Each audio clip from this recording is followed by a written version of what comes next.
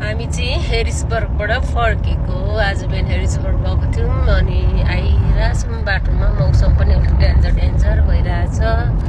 यता हामी कान्छीबरी गाडी कुदाइरहेछ निले नि गर्छिन् पत्ता हो 4-5 घन्टाको बाटो कुदाएर ल्याउँछिन् हो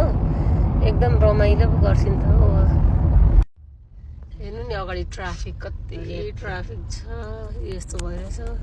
कस्तो उयो भएको आमा तपाईँलाई कस्तो लाग्यो हेरिसबर्ग पुगेर कान्छीबरीले गाडी कुदाएकोमा ठिकै छ ठिक छ त अनि हेर्नु नि साथी आजको वेदर कस्तो उयो भइरहेको छ नि हो गाडी कुदाउनु डरसरी नै छ तर पनि रमाइलो पनि भइरहेछ 3 जना हिँडिरहेको छौँ